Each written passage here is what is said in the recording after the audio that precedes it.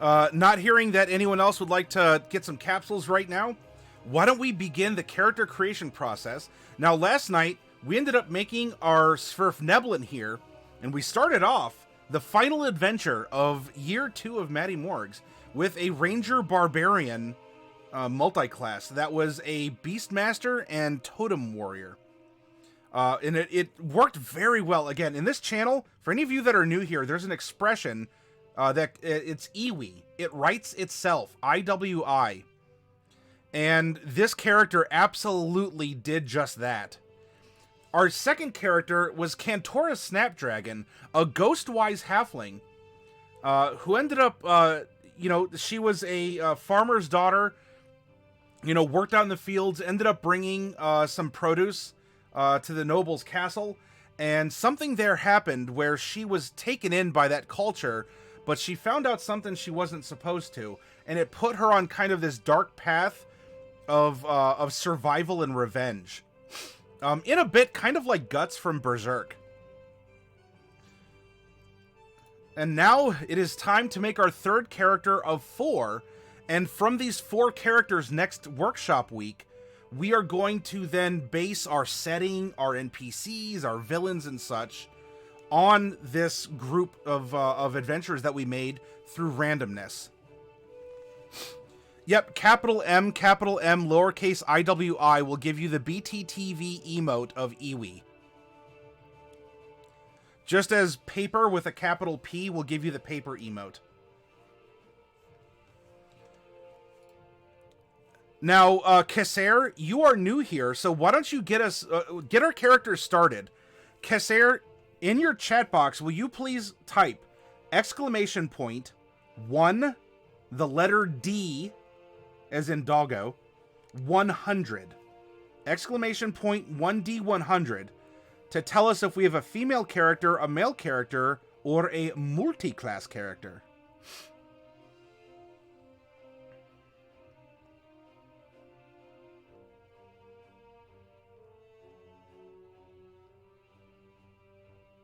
And hello, Grimvex. Good morning to you.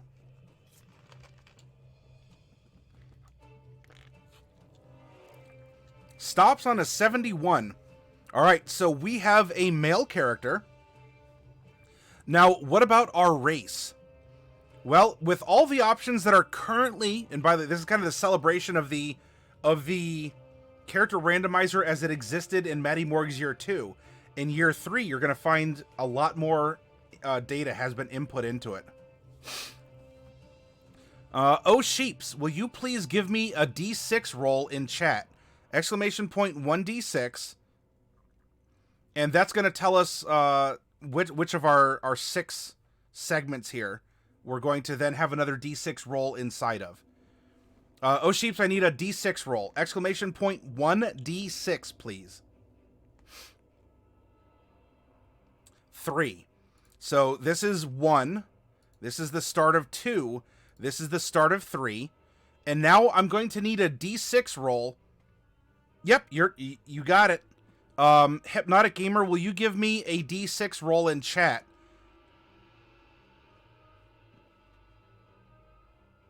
2. We have another gnome. Interesting. Are we going to get another deep gnome, I wonder? So now I'm going to need a D3 roll. Quingar, will you please type !1D3?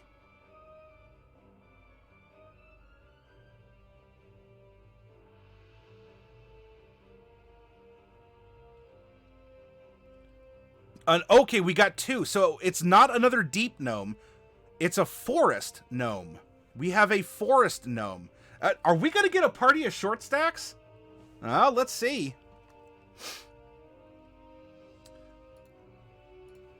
All right, so we have a male forest gnome. And of course, forest gnomes are small, SMOL.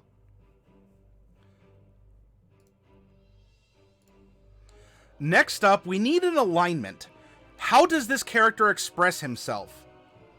Tamarick, will you please give me a percentile roll in chat with !1D100?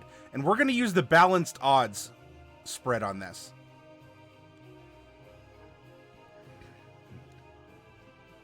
Oh, a forest gnome that lives deep in the woods. 17. Pardon me. Oh, hi, buddy. You want to come up and say hi? He's rubbing on my knee. He must want something. Reggie, Bubba. Hey. Come on. Richie. Come up and say hi. No, you just want to rub on my knee? No, you're lost. All right. Neutral, good. Oh, now you want to come up? There we go.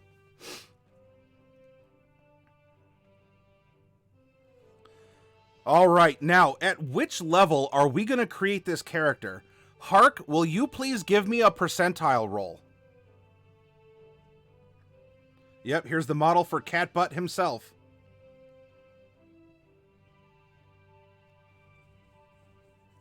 Stops on an 82. We're going to make a level 17 character. All right. Now, we're going to get some ability score improvements over the course of our levels. Let's determine if any of those are going to be replaced by a feat or if it's all going to be stat bumps. Bewitchcraft, will you please type exclamation point 1D100 to let us know if we're going to go au naturel and just take stat bumps or if we're going to have some feats. 13? All right, it's pure us. All right. And hello, Oro.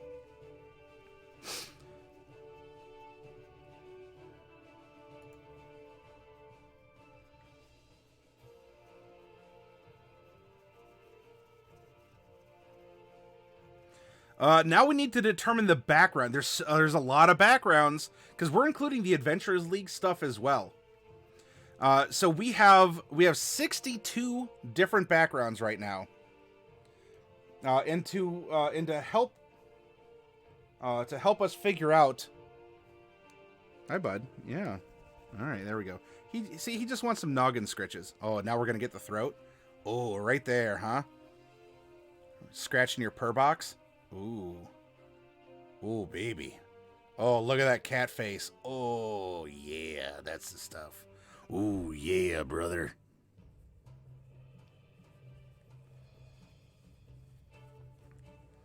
All right, Syart. So let's see. We have 62 here. So this is going to be a... what were we doing? We're doing a...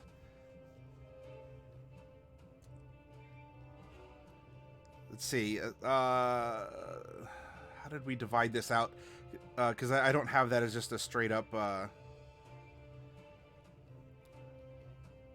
It wasn't 6 and 10. It was...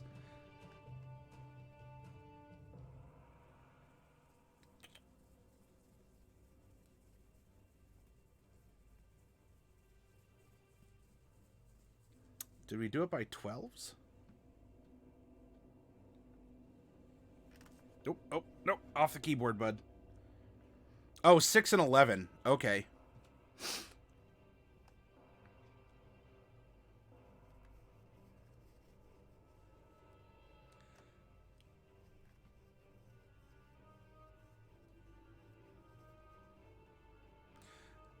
Yeah. All right. So, let's see. Raz, will you please roll a d6?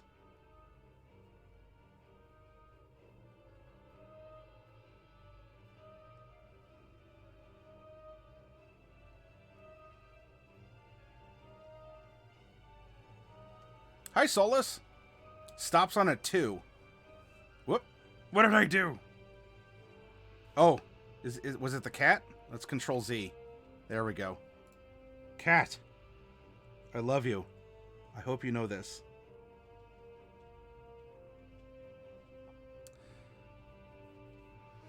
So this is going to be the second set of 6s among the 12. Well, the 11. So that means this is going. This is the start of the second, and now I need a D12 roll. And Oro 7, will you please type exclamation point 1D12 in chat?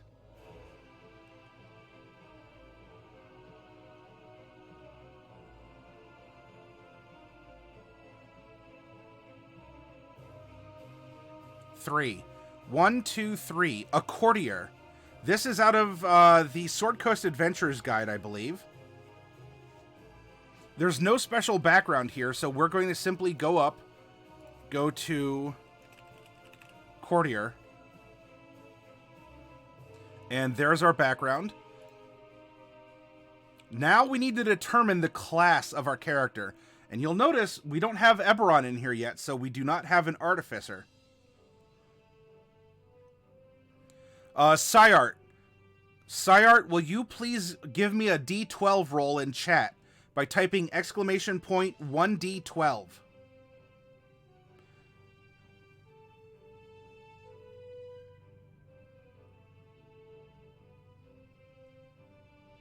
Stops on an 11, a Warlock. There is, yes. The version prior to this Quingar is on the Discord. It's a pinned message in Table Talk. Alright, so we have a Warlock. Raz, you guessed Warlock, and there we go. Now we need to determine... which of the patrons we have. Kevin, will you please roll a D6?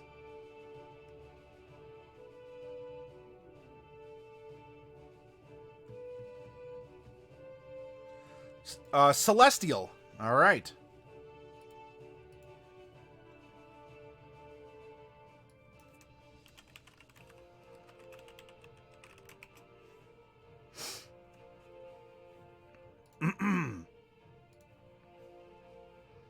Now, Warlocks do have a class feature here about which pact they're going to take with their patron.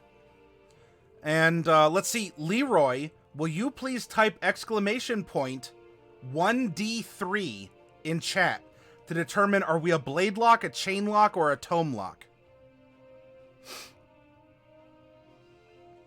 2, we are a chain lock. A celestial chain lock.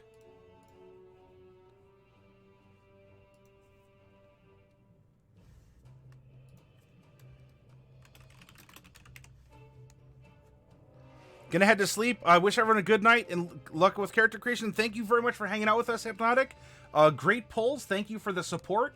And we'll see you around in the community. I done did gun and went got booped by Ivalon. Tarnation.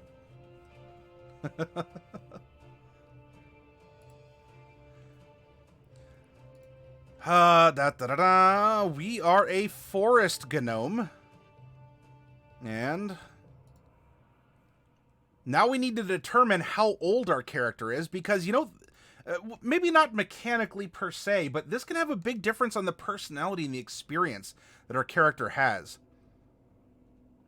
Coffee Cat, will you give me a percentile roll in chat to help us determine the age of our forest gnome?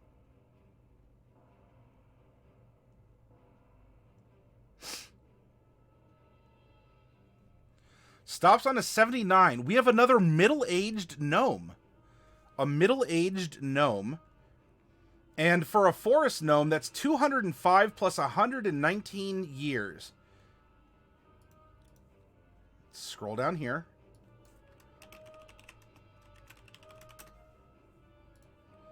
And I'm going to roll this with our dice roller. So I'm going to make a 119-sided die, and then I'm going to add 205 to it. And let's find out the age. Oh, come on now. There we go. All right, 273 years old.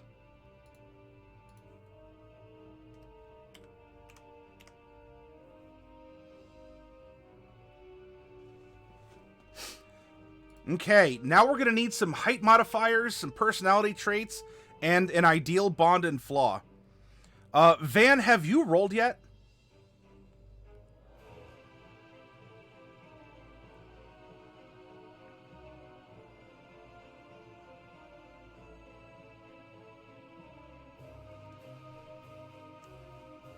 All right, Van, can you please give me a D4 roll in chat And Ivalon, would you give me a D8 roll for a personality trait? So Van is going to be the first of the D4 height modifiers. Stops on a 1. And then our first personality trait by Ivalon on a D8 roll is going to be...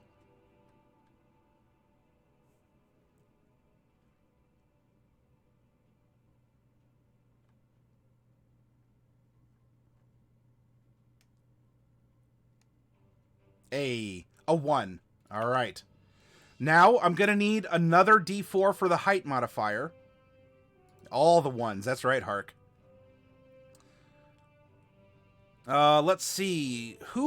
Solus. Solus, can you please type exclamation point 1D4 in chat to give us our second height modifier number?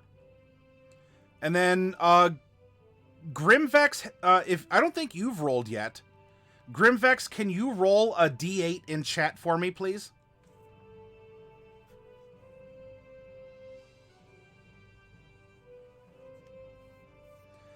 Grimvex is giving us personality trait number 2.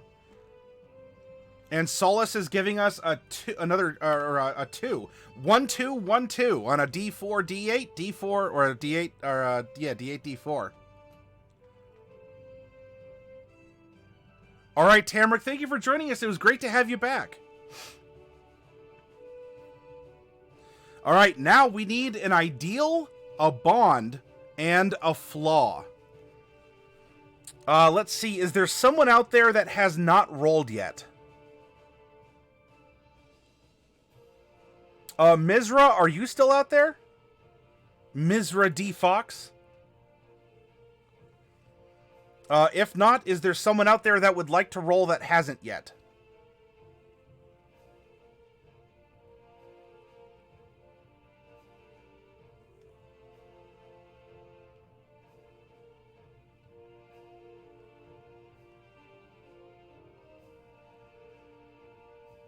Amaranth. All right.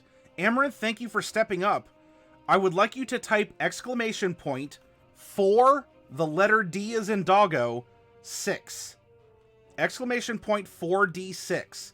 We're going to ignore the last 6, and we're going to use the first 3 for the ideal, bond, and flaw, which is 1, 5, and 4 respectively. Very good. Now, as you all can see, we have an outline of the character. Sometimes I'll describe it like a constellation. You know, it can be difficult to see until it's filled in, but the stars are there to make the outline. Now let's coax the character out of this celestial mists of creation and make him, breathe life into him. Make him a 3-dimensional figure. Let's understand who he is, how he operates. What does he do? Who's your daddy and what does he do? And there may be the chance to roll a couple more things. So, don't go anywhere, as I also would like your input as we create this character using the prompts provided.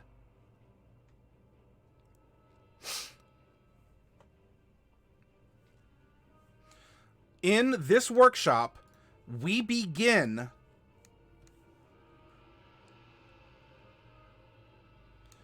by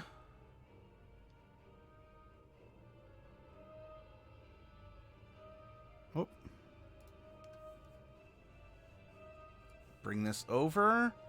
The Courtier, I believe, is in Sword Coast Adventurer's Guide.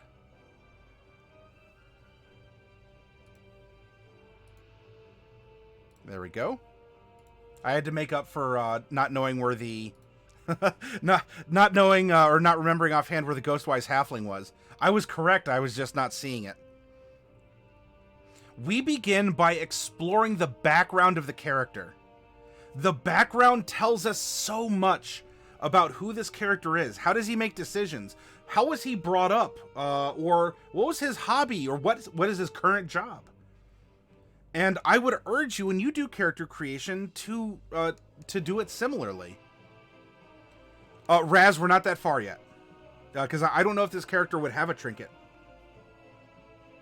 We don't automatically give them all one, but many of them have the prompt to get one.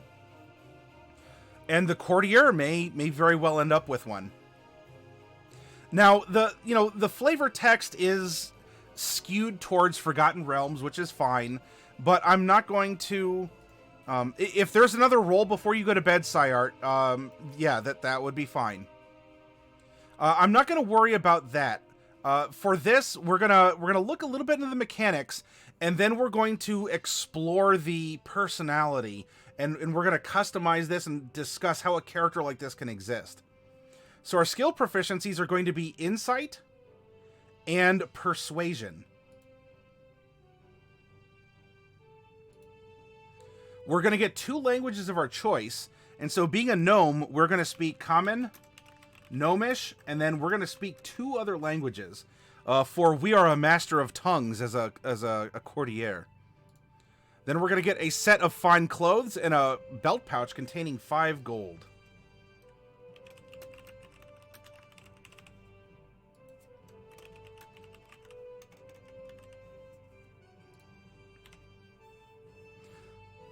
Our background feature is Court Functionary. Your knowledge of how bureaucracies function lets you gain access to the records and inner workings of any noble court or government you encounter. You know who the movers and shakers are, whom to go to for the favors you seek, and what the current intrigues of interest in the group are. And I think this character is going to go very well with Cantora Snapdragon, as she was the simple farm girl who got swept up in something bigger than her with some court intrigue.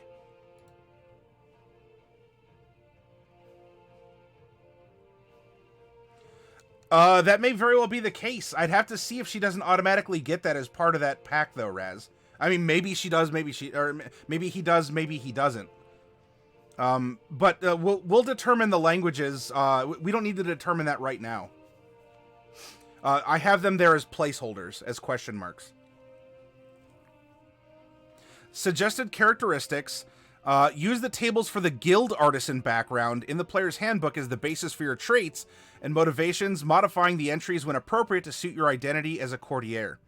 The noble court or bureaucratic organization where you got your start is directly or indirectly associated with your bond, which could pertain to certain individuals in the group, such as your sponsor and mentor. Your ideal might be concerned with the prevailing philosophy of your court or organization. So we're going to go back to the player's handbook, open up. Come on, class. You should always have your player's handbooks handy for our workshops. Chapter 4, good old-fashioned Chapter 4. And we are going to use the guild artisan as the basis, modifying it where necessary to have ourselves be a rubber of elbows, not so much directly economically or on the production side, but in the public works or the inner workings of the government. This character is going to be the VTM character of the party. As well, you need someone in the group who can navigate those waters, especially in Vampire. But you know what? Everything we have so far is leading to maybe an adventure based around intrigue. Maybe some mystery, some spy work, some scandal. And that might be fun because a lot of our adventures are very classic, standard bread and butter stuff, where it's the big bad evil guy, doom and disaster, or things that are very obvious physical threats. Given the party, again, it writes itself. Given the party that we're manufacturing, everything here seems to be pointing towards an adventure or even a campaign of intrigue. One that is going to be more like Vampire the Masquerade.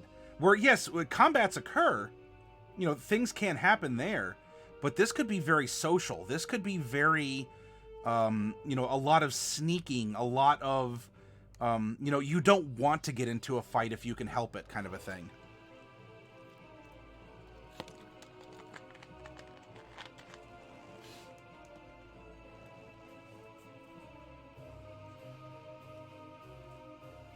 Okay, so our personality traits that we're going to tweak as necessary for the role of a courtier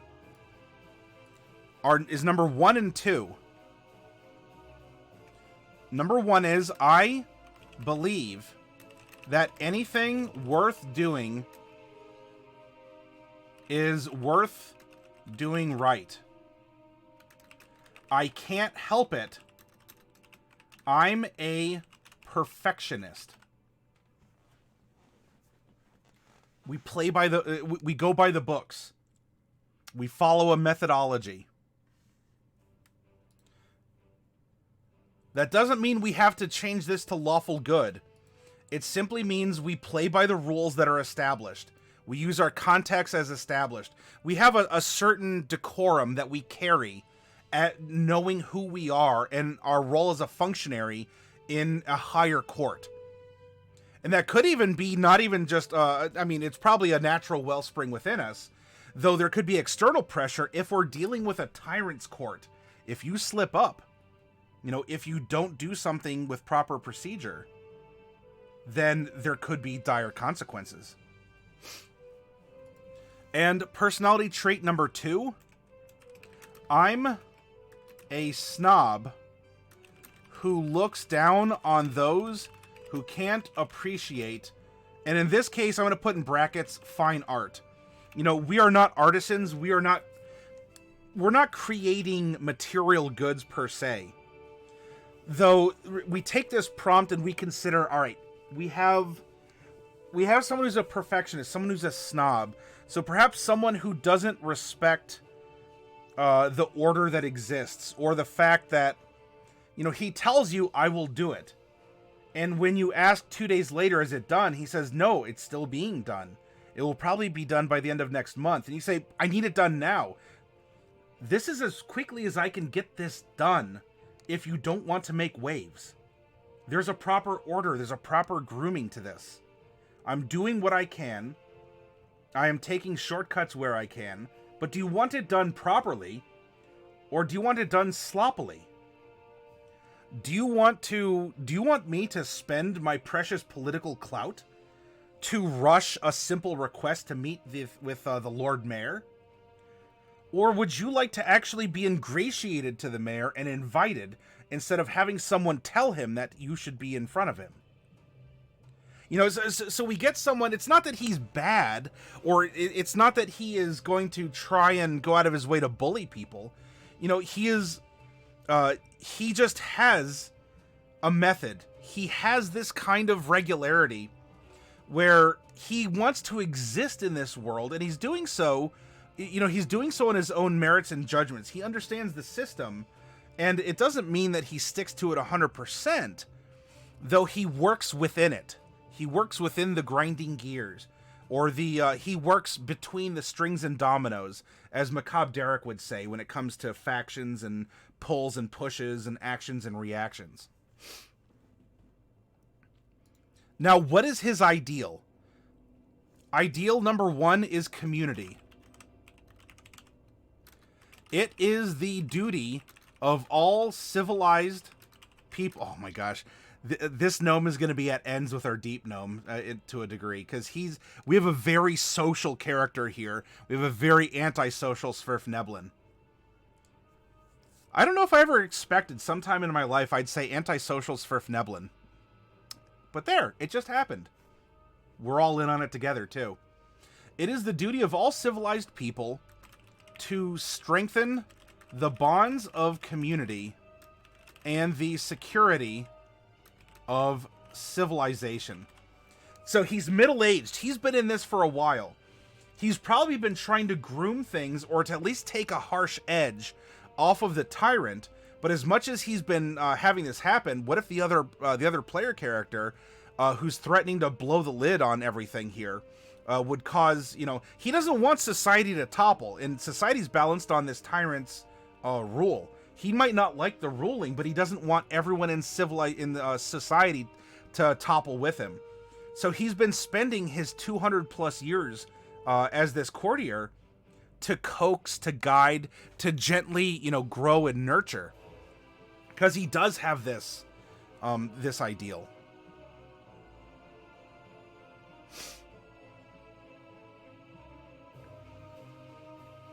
Sired says, to be honest, that is my method. You cannot take into account what life... Yeah, you... hope for the best, prepare for the worst. And ride out what you can. There's a very good haiku, and I wish I still remembered it in Japanese. Though when it's translated to English, it won't translate into the 575. It goes, young rice stalks stand upright. Mature grain bows low. And do any of you out there understand the meaning to those words? Young rice stalks stand upright. Mature grain bows low. All right, what is his bond? His bond is number 5. One day I will return to my... Now this says guild. This could be, court. I will return to my court and prove that I am the... Or it could even be people or lands or kingdom or something. That I am the greatest, instead of artisan, courtesan. Of them all. Well, hey, speak of the devil and he appears. Hi, Derek.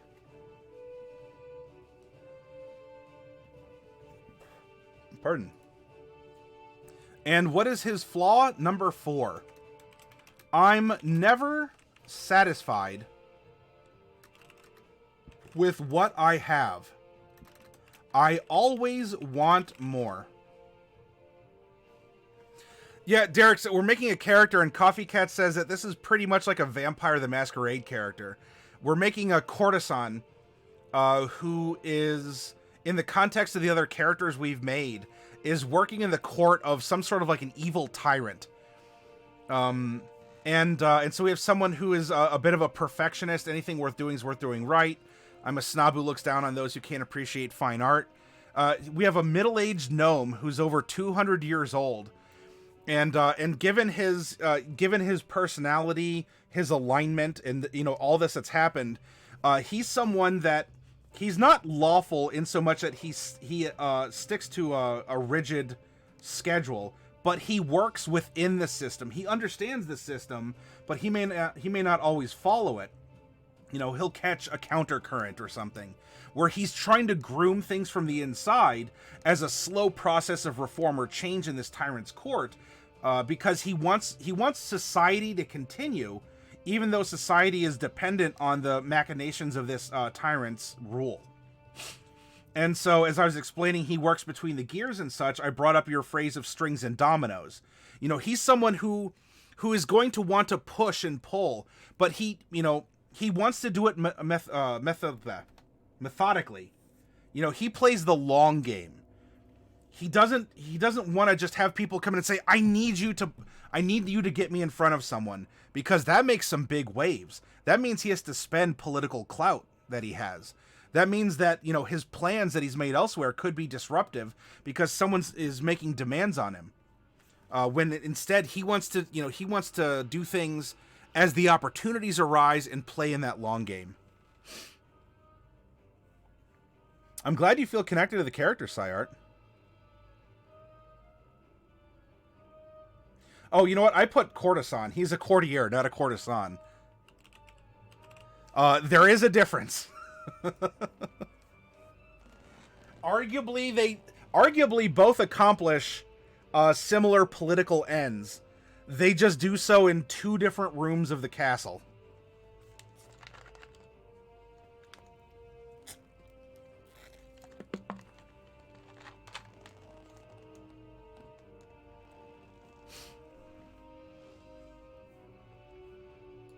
So now we know our character. We know our character better. We understand how he makes decisions. We understand how he's grown up. We understand the life that he lives. And, for any of you that are new here, Corsair, are you still here by chance? Or, I'm sorry, it's not Corsair, it was Chris Air. If you're new here, look, our character sheet is still mostly blank. And yet, I would argue at this point in time, We have a character. We understand how the character is operating.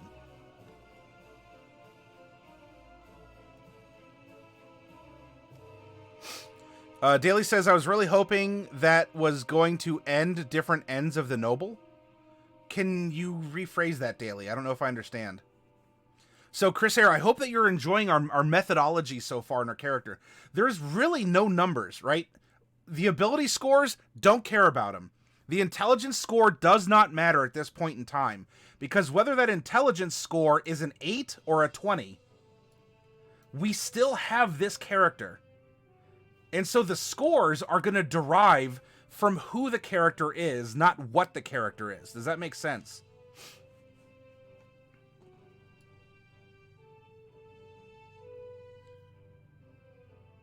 Oh, yeah, yes. All right, that is okay. Instead of different rooms in the castle, different ends of the noble. Yes. Daily. Yes. Oh, the wit y'all have.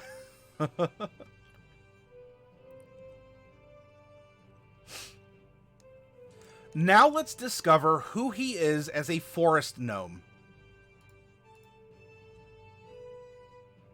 Because who we described, you know, is the race important? It is. It can play a little bit into it. In fact, because we randomly have 3 short stacks in the party, I think this is going to be a lot of fun, especially when we get to build our city and our region in which this adventure is going to take place. Ooh, pardon me. Let's find out. Nope, that's a halfling. I need a gnome.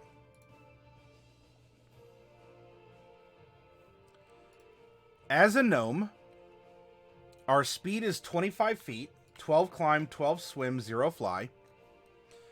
We do have 60 feet of dark vision. With gnome cunning, we have advantage on all int, whiz, and charisma saving throws versus magic. So int, whiz, cha versus magic. Languages is common and gnomish. And now we have a sub-race. Our sub-race here, as a forest gnome, you have a natural knack for illusion and inherent quickness. So this is going to give us a dex. Actually, here's our 2 that we're going to float for strength or for intelligence. Then we're going to increase our dexterity by 1. We are a natural illusionist. So for a cantrip, I'm going to put NI. And I'm going to put minor illusion. And we can also speak with small beasts. Through sounds and gestures, you can communicate simple ideas with smaller beasts. Forest gnomes love animals and often keep squirrels, badgers, rabbits, moles, woodpeckers, and other creatures as beloved pets. We have another pet haver character. This is 3. This is 3 now. So speak with small beasts. Now, of course, as a courtier, isn't it nice? Isn't it nice to be able to have little birdies? Be able to go and listen to windows? Isn't it nice to have a little chipmunk kind of, you know, in the Queen's garden as people go for walks? Hey, Cake Boss, welcome. Good to see you.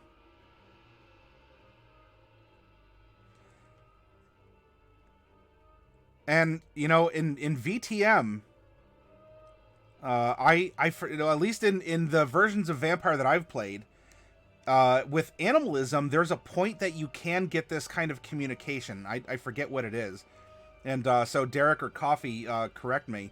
But that is one of the benefits of being a Nosferatu, is you can have innocuous eyes. Feral Whispers, okay. You can have innocuous eyes out there for you that can tell you things that that other people, like even other vampires, may not be aware that the dog that was passing by, or the cat that is exceptionally quiet and sleeping on the rooftop, overhears and brings back to you. Hey, Cryo, I play a rogue forest gnome, and he has a mouse as a pet.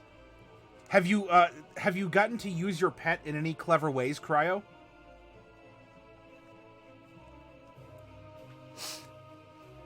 All right, so this is who we are as a forest gnome.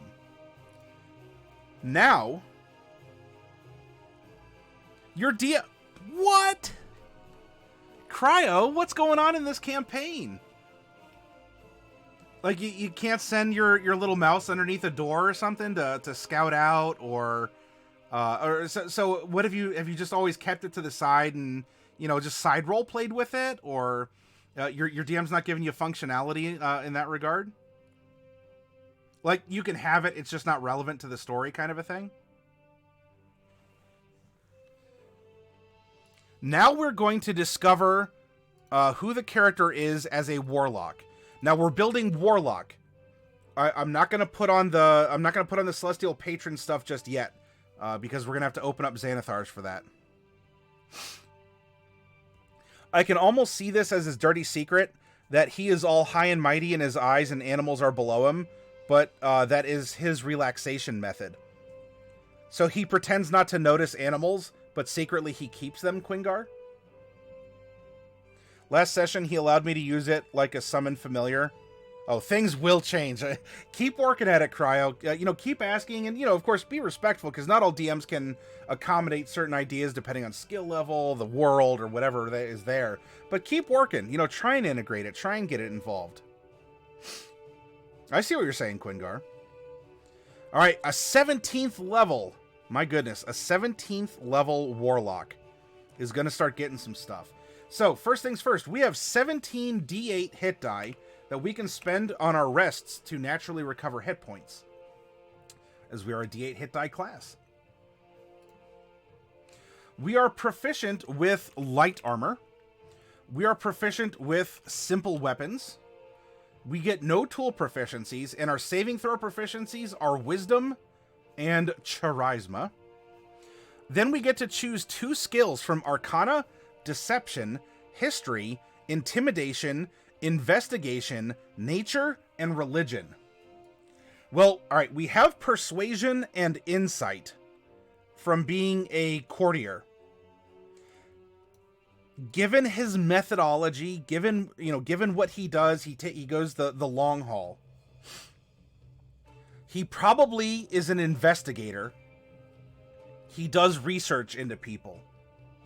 He's a brain worker. I think investigation would be absolutely appropriate for this character. And also being a courtier, I would argue history would be very important. So we know the figures. We know the living figures and the dead figures. We know all the house insignias and their colors. We can quote the list of wars won and lost. We have a greater knowledge of the things that are important to the nobles between whom we work.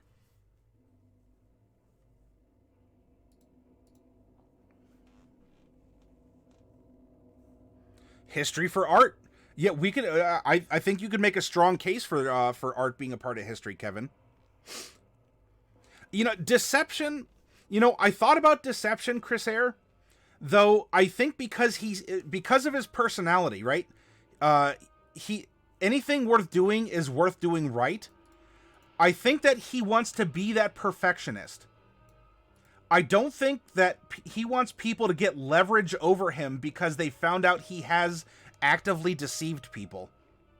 When you can live for a couple hundred years, that's going to change your mindset. That's going to change the outlook and how you deal in society. And for any of you out there who've played Vampire, and Derek's probably discussed this on his channel. Derek, if you want to drop a link over to your channel, you're welcome to. Yeah. You know, young vampires still operate on the timetable of mortals because that's all they've experienced. And that's what makes them useful pawns to older vampires who have machinations that last lifetimes because they have lifetimes. They do bigger things but more slowly.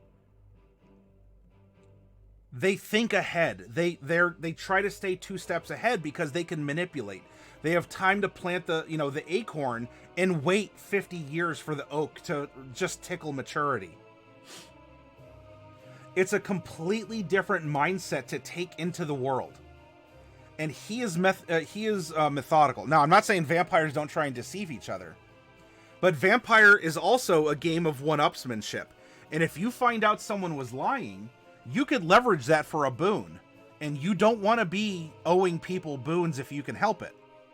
You want boons owed to you, but you don't want to owe other people. Because you're underneath thumbs, and some thumbs can press down super hard.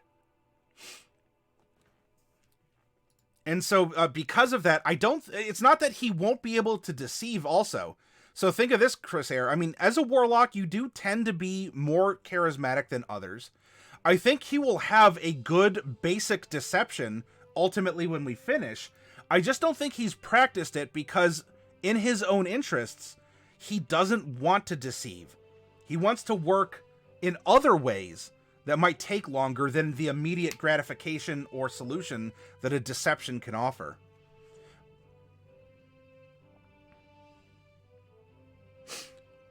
And by the way, yes, Derek, if y'all want to see Vampire the Masquerade be played, Derek runs Detroit by Night on Sundays, and Coffee Cat Presents runs San Antonio by Night on Wednesdays. And Coffee Cat, you are welcome to post a link to your channel as well. Derek also, on Sundays after the game, runs a VTM workshop. So if you have questions on Vampire, on, on plotting out characters, or on, I'm running a game and my prince is faced with this, blah, blah, blah. You could posit questions or scenarios. It's very involved and he can help you out in that regard.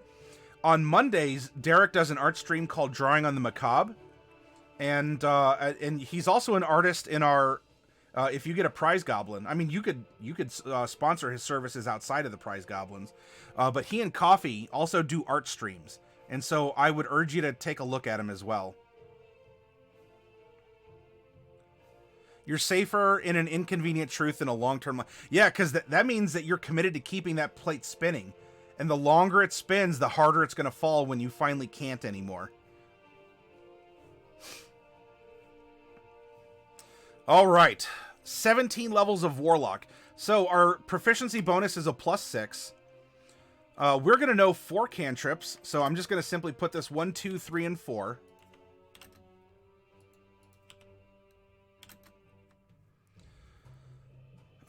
We are going to have 4 5th level spell slots.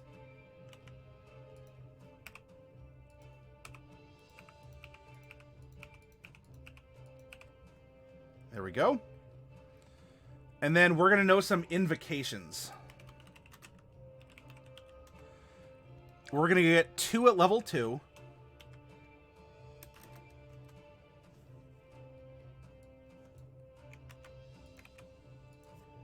And then we're going to get 1 at 3, 5, 7. Oh, I'm sorry. This was we're going to get 1 at 5. It's 5, 7, 9. 5, 7, 9, 11, 13.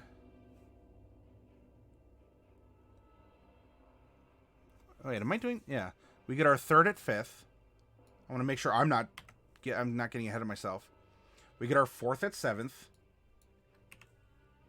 We get our 5th at 9th. We get our 6th at 12th. There we go. And then we get a 7th at 15th. But we're not... We need 1 more level to get our 8th invocation. Okay. Our patron, our Pact magic, yeah, but we're going to take care of that in a little bit here. We're going to get a Pact boon. We are a Chain Pact Celestial Warlock. And so we're going to get Pact of the Chain, which is going to give us Find Familiar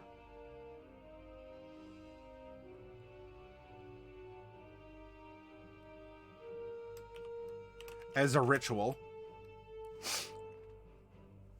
And then we can take some special forms for our familiar: an imp, a pseudo dragon, a quasit, or a sprite.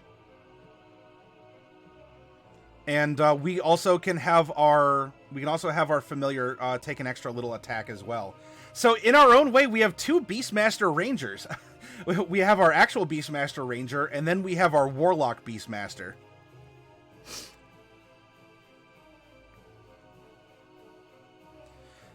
And then at 11th level, we're going to get some Mystic Arcanum, which are not spells per se.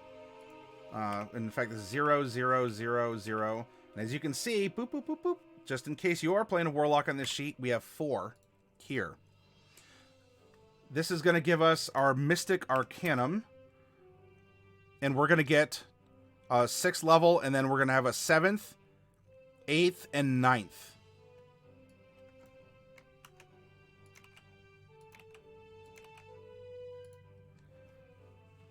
So a spell for each of these. And the Mystic Arcanum is you regain uses of all your Arcanum when you finish a long rest.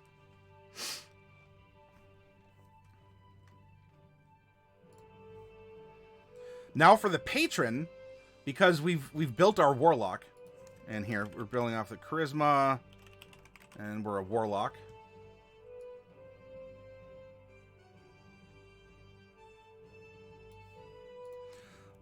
To find out what we get as a Celestial,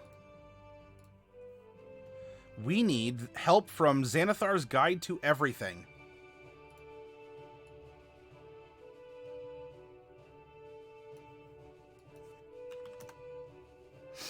Your patron is a powerful being of the upper planes. You have bound yourself to an ancient Empyrean, Solar, Kirin, Unicorn, or other entity that resides in the planes of everlasting bliss. Your pact with that being allows you to experience the barest touch of the holy light that illuminates the multiverse. Being connected to such power can cause changes in your behavior and beliefs. You might find yourself driven to annihilate the undead, to defeat fiends, and to protect the innocent.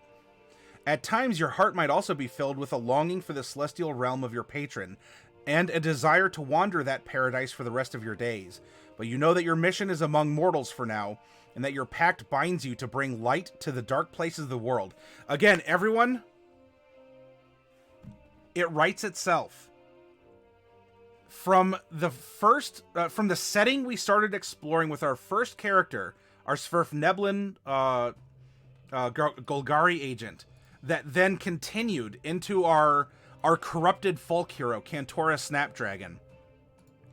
The world that is building on the side by necessity to produce characters like this means that we have our good agent on the inside of a corrupt court official, and that the adventure we're making in the coming week would very much be one of intrigue, court actions, stealth missions. You know, combat, yeah, combat would be a part of it. But we're talking political machinations. We're talking investigation. In fact, we would be making kind of like a D&D Vampire the Masquerade Chronicle. And no, Derek, if you have VTM comparisons, you are absolutely welcome to share them in chat.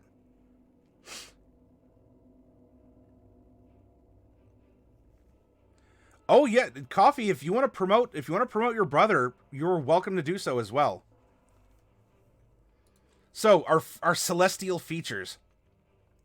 We're going to get expanded spell list, as with any of them. We can cure wounds, flaming sphere. I'm not going to worry about that yet. This is not an oath spell, nor is this a cleric domain. So we don't get these in addition. This simply means we can take these among the cleric spells that we can already take. We do get bonus cantrips. At first level, you learn Light and Sacred Flame. So I'm going to put bonus cantrips, Light, Sacred Flame. Healing Light. At first level, you gain the ability to channel celestial energy to heal wounds. You have a pool of d6s that you spend to fuel this healing. The number of dice in the pool equals 1 plus your Warlock level. As a bonus action, you can heal one creature you can see within 60 feet of you, spending dice from the pool. The maximum number of dice you can spend at once equals your Charisma modifier. Alright, so under the archetype here,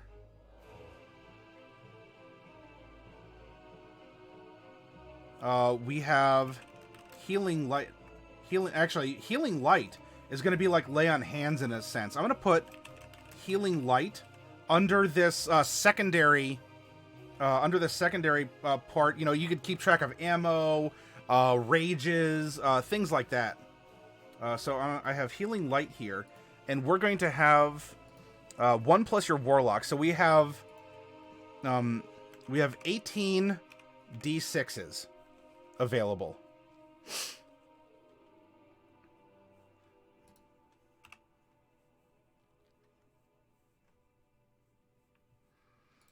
We are also a Radiant Soul. Starting at 6th level, your link to the Celestial allows you to serve as a conduit for Radiant energy. You have resistance to Radiant damage, and when you cast a spell that deals Radiant or Fire damage, you can add your Charisma modifier to 1 Radiant or Fire damage roll of that spell.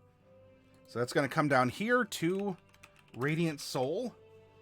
This is going to give us resistance to Radiant damage, which on the character sheet we use here, I'll zoom in and show you a little bit better. You see IRV for immunities, resistances, and vulnerabilities. I simply filled in the dot for Radiant.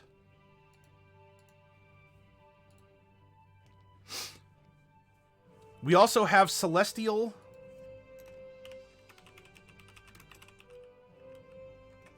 Resilience.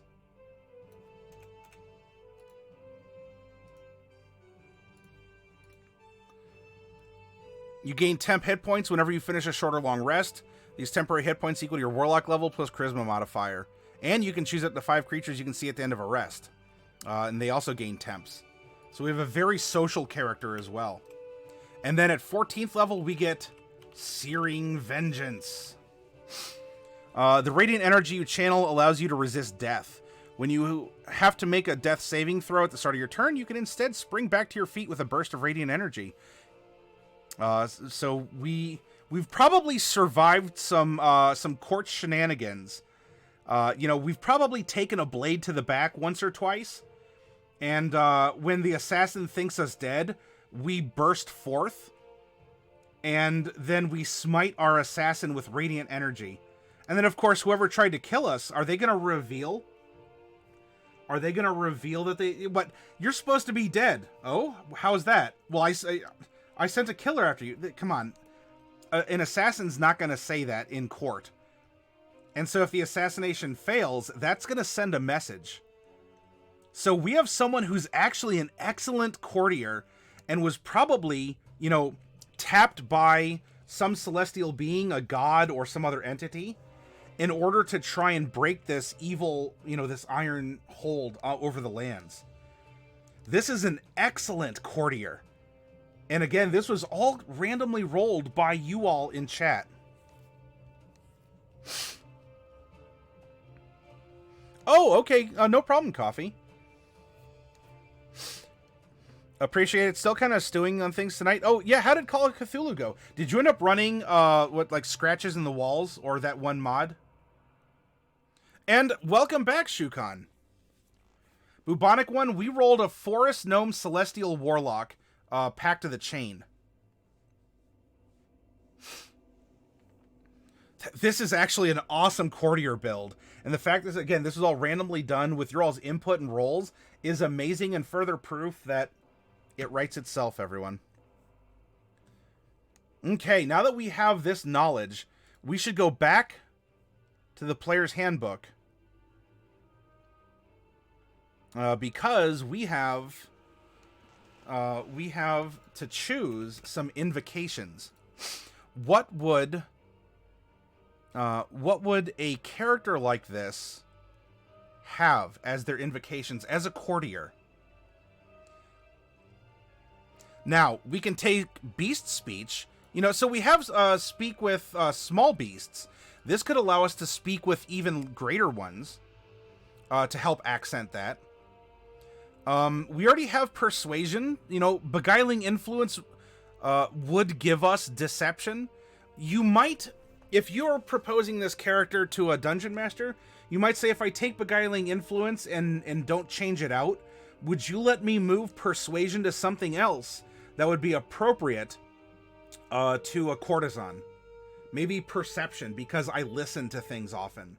Now, we're going to play it where it lies here, though I want to at least make that an option to encourage discussion with your dungeon master.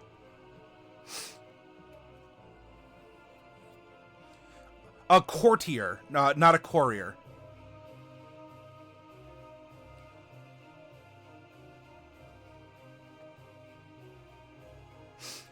Now, there are some specific Pact.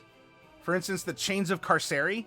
You cast Hold Monster at will, targeting a Celestial, Fiend, or Elemental without expending a spell slot or material components. You must finish a long rest before you can use this invocation on the same creature again. This could come in very handy, as, you know, Celestials must exist by virtue of our Pact. Thereby, Fiends presumably exist and could be the influencer of this evil court, and Elementals will absolutely exist because our Beastmaster Ranger / Totem Warrior Barbarian hunts Elementals.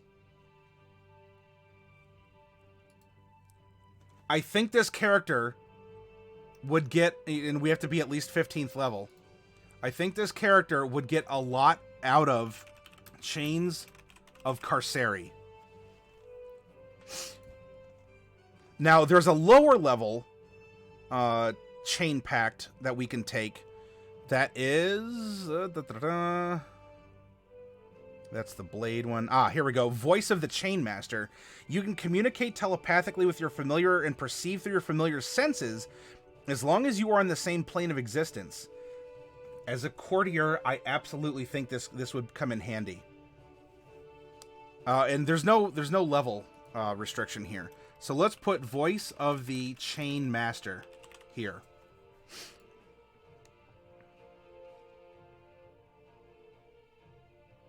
Is a bike courier a cavalier?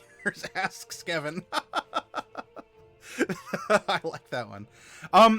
So bubonic, in many cases, a noble suck-up would be a courtier.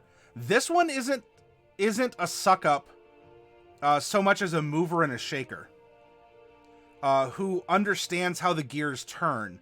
So isn't trying to grease the gears per se, but may slowly be applying pressure to at times make them turn a little bit more slowly, a little bit more quickly, or start turning the axis of one of the gears so that it engages with another gear over here after a amount of time, and no one is really the wiser for it. Kevin, you say Armor of Shadows. And why would you think that the Armor of Shadows? I mean, I know what it does, and I'm putting you in the hot seat because I want to know, what are your RP thoughts? Why would this person be able to summon the Armor of Shadows? Is it because of that intrigue we were talking about, the possible backstabbing?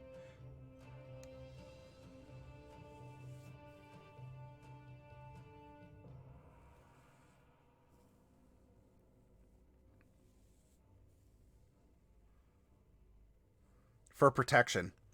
Well, and you know, there's times when you do have to protect yourself. So if we put Armor of Shadows, now it might not end up being Shadows, it might be Armor of Light, but you know, it's the same thing, right? Let's put Armor of Shadows all the same for a quick reference. We still have we still have 4 others. Oh my goodness, yeah, Syart, go to bed! Go to bed, Syart, and thank you very much for your generosity. And Syart, if you need any more input on the one project I was talking to you about, let me know, because I'd love to see how that's turning out.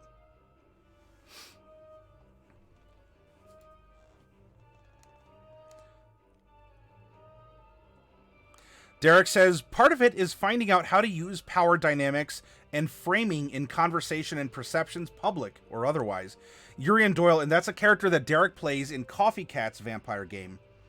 Uses those techniques all the time, and it's the perception of power and position that ironically protects him in San Antonio.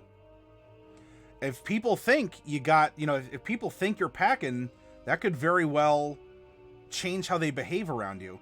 It's just tough because once someone finds out that you don't have the bite and you're all bark, that's when things can get dangerous. And I'm not talking in Darkwing Duck terms.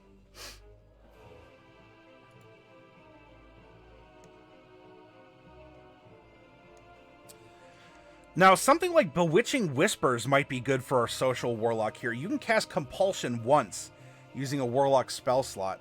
You can't do so again until you finish a long rest.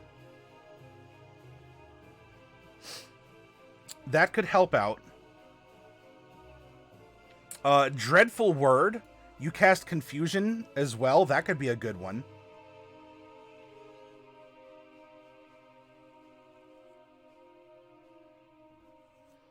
That's when you need to convince someone who does believe they have something to gain from the removal of the person who figured it out. Ironically proving the power you have. You give them the old switcheroo, or it almost feels like, oh, what an elaborate trap, when really you're just trying to cover your own ass. But by covering it, you caught them in the trap. Eyes of the Runekeeper, actually, I think would be good for a courtesan as well.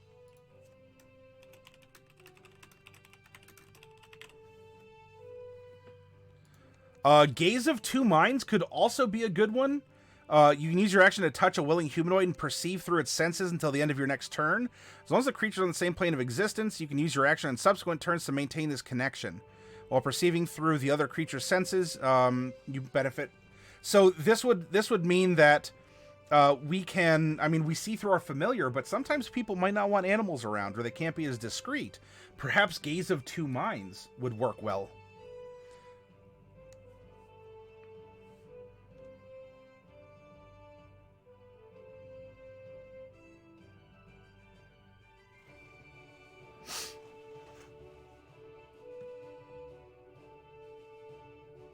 Mire the Mind could be another good one to cast slow. Oh, yeah, Witch Sight. So here is where we'd be in a pinch, Chrysair. Chains of Carceri requires at least 15th level, as does Witch Sight. So until we hit that next level to gain another one, we would have to choose, do we want Witch Sight or do we want Chains of Carceri? But that could be very important. You can see the true form of any shape changer or creature concealed by illusion or transmutation magic. And if you're playing politics and people might have access to such magic, being able to see that is very important.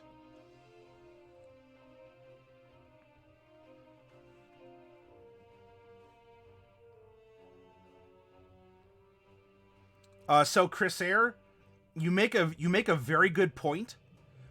Which do you think? So with the current build, not that you can't download this character once he's up on our Discord, and yeah, Force Gnomes are known for their illusions. Yes. Would you then, with the build that we're making now, would you rather us put Witch Sight and then save Chains of Carceri for the next invocation, or would you rather see us have Chains of Carceri and then we would take Witch Sight on the next level?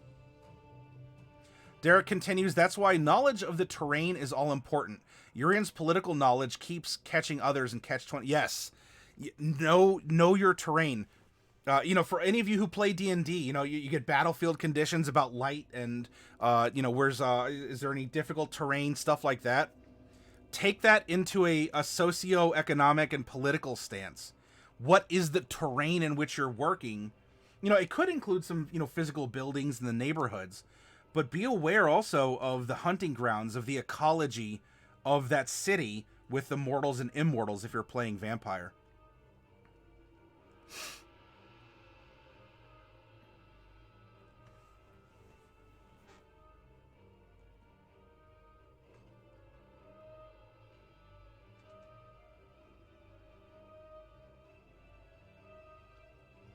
One with shadows would probably be another good one for someone who does hide out of the way or look or listen.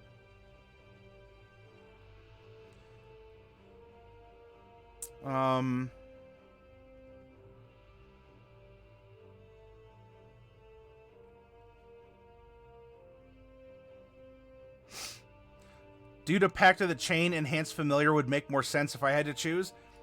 Then, Chrysair, if we were playing this character on the next level when we get our final invocation, know that I would absolutely take Witch Sight, and it would be very appropriate. And I appreciate you bringing up that invocation.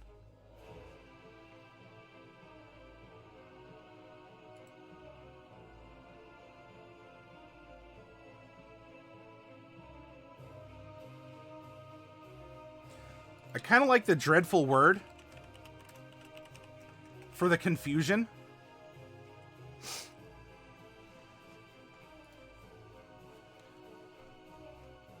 Bewitching Whispers would be another good one.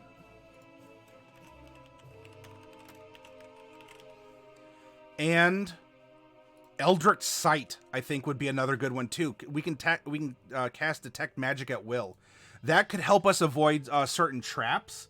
That could help us identify. We may not be able to see who's under an illusion at the moment, but Eldritch Sight could end up being... Eldritch Sight could end up at least showing who is under illusion spells. And of course, you know, with this character, you could swap them out as you see fit. But going over what's currently available, I think that these would be very appropriate. And yes, same would be said for the Courtier. And in fact, Derek, and you know this because you're a longtime member here, you know that we take, and I'm telling you this, but really this is beyond you to everyone else who's here, especially Chris Eyre, who's new. When we get into the DM workshop portion, we're going to look at the characters, right? We're role-playing a DM who's had our friends submit characters to us for play. We're going to look at the characters, and the adventure we produce is going to be based off of those characters as pillars underpinning the setting, the motivations of things, the NPCs, the villains. So it's a completely organic experience.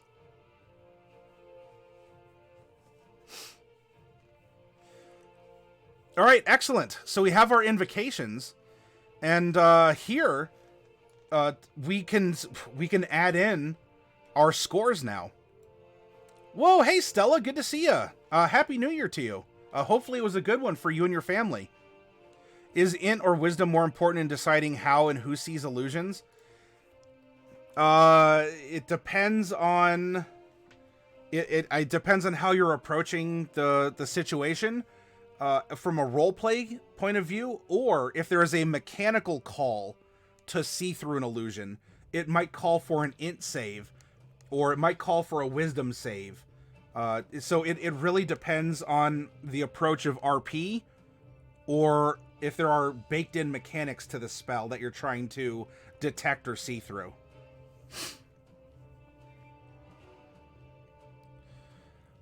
Here is the standard array 15, 14, 13, 12, 10, 8, and let's apply it to our character. Now, I have no problems putting 15 and starting charisma. We have a charismatic character, presumably even before being a celestial. And some of you out there might say, what do you mean you have no problem putting charisma as the highest? It's a warlock. Shouldn't you do that always? No. We've had fully functional, awesome 12 charisma warlocks that we've built in this workshop, and they are great.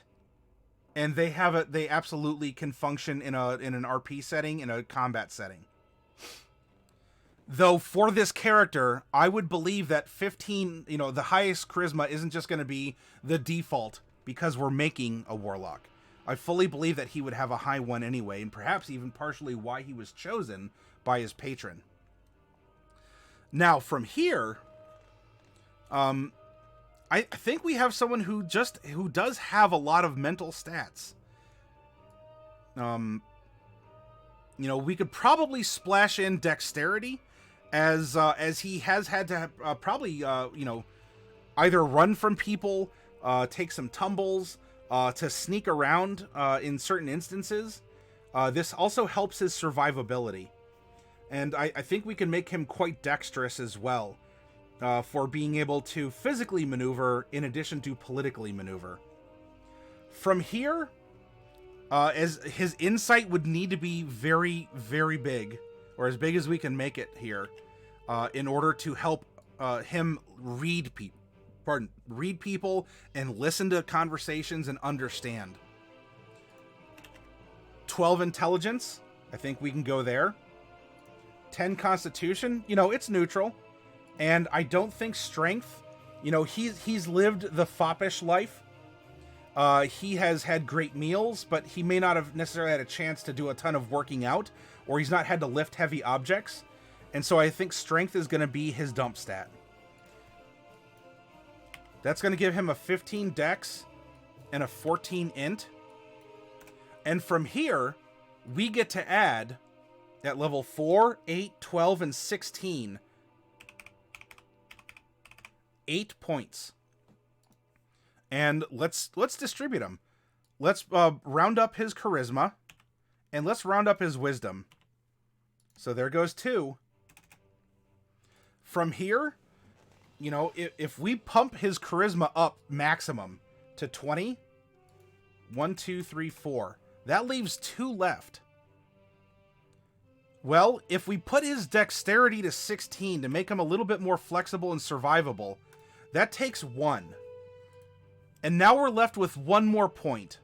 Well, yeah, you know, we're going to get another ASI at level 19.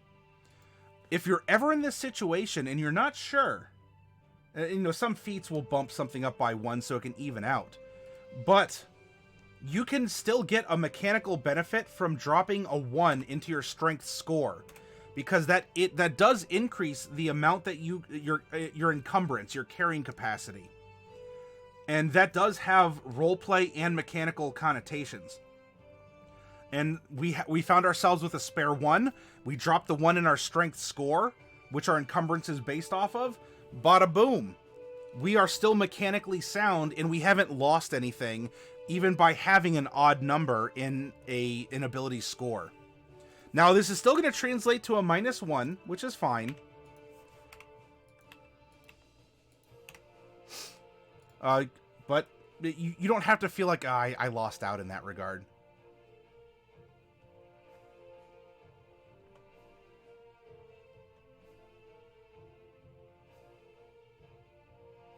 Your pally has a 14 charisma. Coffee. Yeah, and so that's, you know, but all paladins have to have maximum strength and charisma, otherwise you're not playing it correctly. No, nay.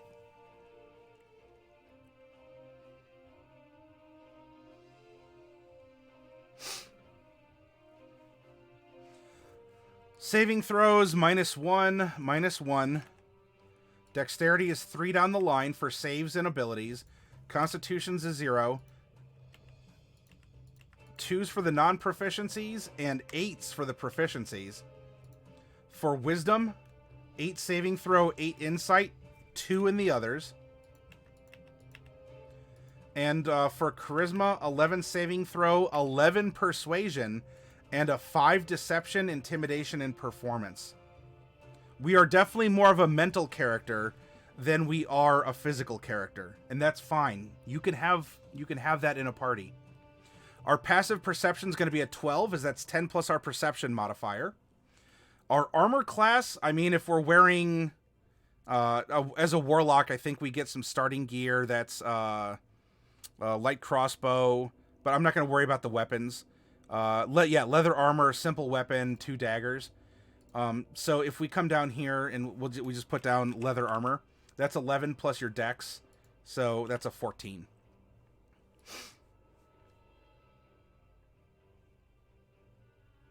But for the weapons, let's just put, if you have a strength weapon or a dex weapon. If you're going to attack with a strength weapon, you're attacking at a +5. If you're attacking with a dex, you're attacking at a +9. If you're attacking with your spells, which is based off of charisma, that's a +11. And to save against those effects is a 19. Ooh. We are a tough cookie to save against that stuff. Our initiative is a dex check, so that's a +3. Yeah, that's a very nice perk, Chris. I'd have to go back, Stella, to bring it up in Xan. Here, we can check it out real quick. Temporary hit points. Choose up to 5 creatures. They gain temp hit points. So they would just last until the next rest if they're not used up. They linger until the next rest. Hit points. At level 1, we get our maximum hit die, which is 8 in hit points. Then for our remaining 16 levels of our 17, you get half +1. Then for all 17 of our levels, you get bonus hit points equal to your Constitution modifier. Well, this is easy math. This falls away because it's 17 times 0. And so here we have 80 plus 8 is going to be 88 hit points at level 17.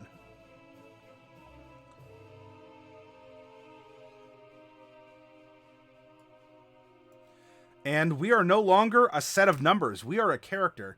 So if any names have come to mind, you are welcome to let me know. Oh, and I totally forgot the height modifier. Shame on me. The base height's 2'11". We're adding 3 inches. So he is 3'2", and then we're gonna add that 3 to the base weight.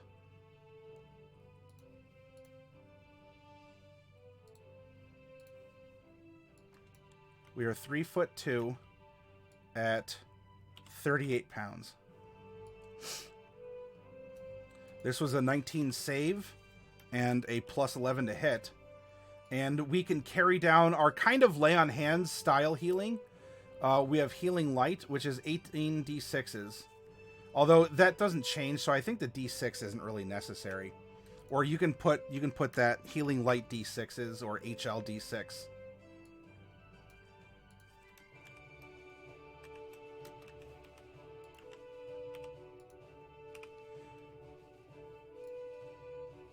So for our cantrips, remember, we get Minor Illusion for free, and then from our patron, we also get Light and Sacred Flame. So we have Natural Illusionist, Minor Illusion, and then this was from bonus cantrips.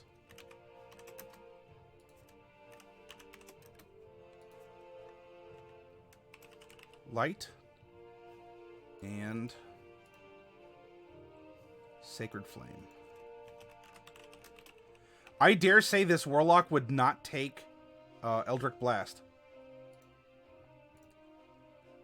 And then we're going to get 4 other cantrips.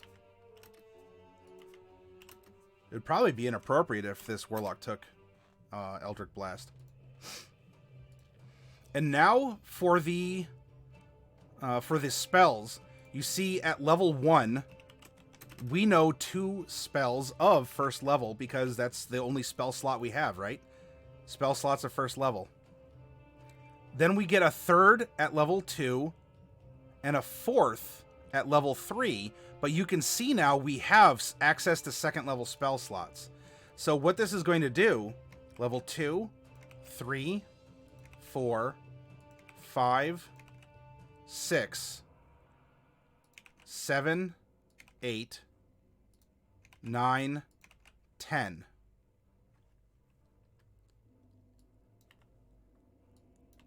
Warlocks are kind of a quasi-fixed spell list. However, when you level up, you can swap out spells you don't use for others of that level or a different level if you choose. It just has to be within a level of spell you can cast.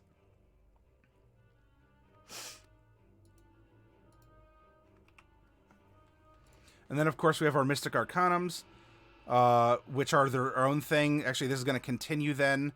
And we can go through and you know, if you, at level 8, when you get your spell, you don't have to take a level 4 spell just because you can. You could put level 8 over here, if you so desire. And you just rock one level 4 spell that you use all the time. But we do go up at 11. It's instead of every level, it's every odd level. 11, 13, 15, and 17. And these can end up anywhere in the first 5 levels. Your Mystic Arcanum is its own thing. So you do not get spells. You do not get spells over 5th level. So when it's talking about that, these are where you can take this. You know, so if it's 11, 13, 15, and 17, and then you eventually go in at 19, I don't know if you just want to go back and layer them back in and say, you know, 11, 13, 15, 17. However you'd want to do this, it's up to you. You can swap this around, but simply this is an explanation of things as we're building a character. you can modify this list at home as you desire. And don't forget, you have an expanded spell list of Warlock spells here that you can take at these different levels.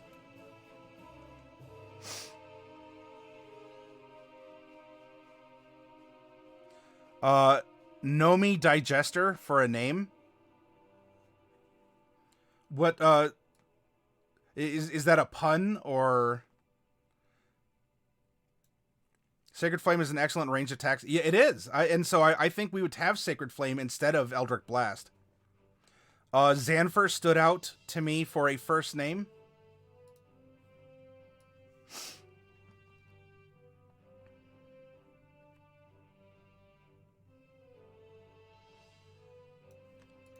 So let's see. We've had Gnome, Digester,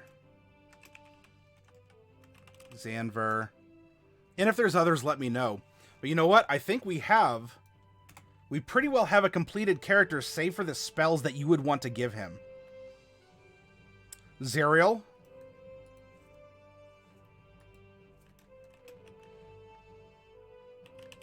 Okay. All right. Well, let's get up and take a break. If you still have names, throw them out there, and I'll squish something together to give this character a name. And when we come back from break, let's make our fourth character to fill out the party. And I can't help but wonder if we're not going to get another short stack. That'd be pretty cool.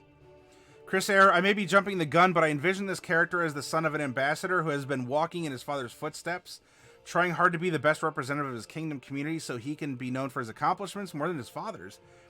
I don't think that's jumping the gun. We have a matured character. We understand him mechanically and roleplay wise. We know his background and what has led him to the point at which we met him, which is here and now at this stage. And so if that is an explanation that makes sense to you, Chris Air, given the other characters we've made or any other context, or if something just feels right, let's roll with it and see if we can't incorporate that into the character. All right, so 10-minute break, everyone, and we'll come back and we'll make our fourth character.